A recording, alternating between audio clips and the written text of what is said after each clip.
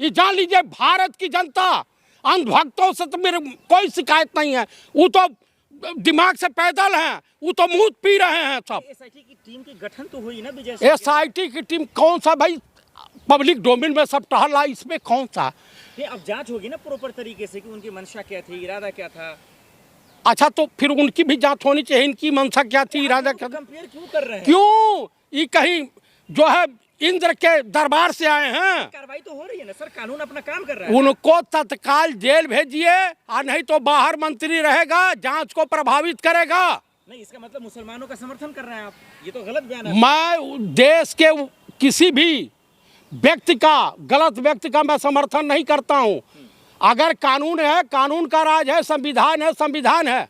महोदय, एसआईटी की टीम बनी कि नहीं बनी, अब जांच होगा, अगर गलत पाया जाएगा तो अरेस्ट होगा वो भी। आओ, गलत नहीं पाया जाएगा, कैसे कहेंगे गलत? वो अपना कह देगा कि स्लिप ऑफ टंग हो गया, या मैंने भावना बस बोल दिया, मेरी जुबान बहक गई, मैं इतने जो जोश में था कि होश खो दिया, यही कहेगा ना। तरीका भी तो यही होता है ना कि अगर गलती आपने की, माफी मांगे आप, उन्होंने माफी मांगा। मैं आपको, प्रोफेसर ने जो लिखा, हाँ। मैंने पढ़ा नहीं है, लेकिन जब वो अरेस्ट हो सकता है तो ये तत्काल इनकी भी जमानत होती, जांच होती। मोदी का कानून है सर, कोई बख्शा जाएगा क्या? अच्छा, वाह, पुलवामा की सच्चाई तो सामने आई नहीं, पहलगांव की भी नहीं आएगी, उरी की भी नहीं आएगी, पाकिस्तान तो बिरयानी खाने तुरंत पहुंच जाएंगे।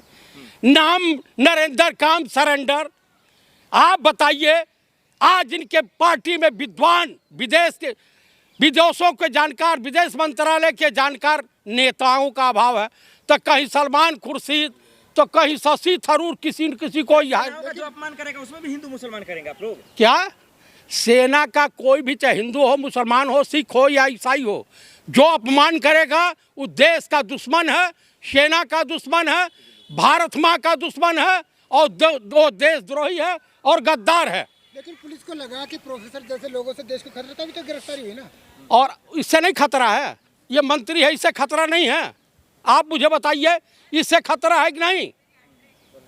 आप बताइए कि एक प्रतिष्ठित वकील अली खान की मुकदमे की पैरोकारी कर रहे हैं ना, कपिल सिब्बल साहब।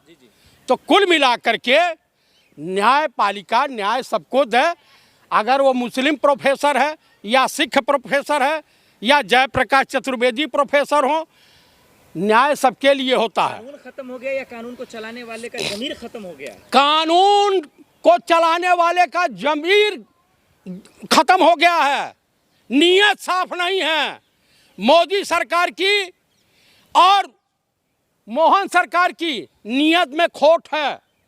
क्या इंसाफ मिलेगा? मुश्किल है, नहीं मिलेगा। एसआईटी जांच करा जाए सुप्रीम कोर्ट के, या कुछ करा जाए, 6 महीने जज साहब हैं चले जाएंगे, कोई संघी मानसिकता वाला जज जाएगा, बरी कर देगा। आप ये कह रहे हैं एसआईटी गठित की गई, टाइम कुछ नहीं, टाइम खींच देंगे भैया, ये हिंदुस्तान है। आपको देश के कानून पे भरोसा नहीं है? मुझे नहीं विश्वास है भैया, मुझे नहीं। तो पड़ेगा ना सर कानून पे। मैं काहे करने जाऊं? अरे पूरा देश, भारत देश मोदी पे भरोसा कर रहा है, आप क्यों नहीं? मैं नहीं कर सकता।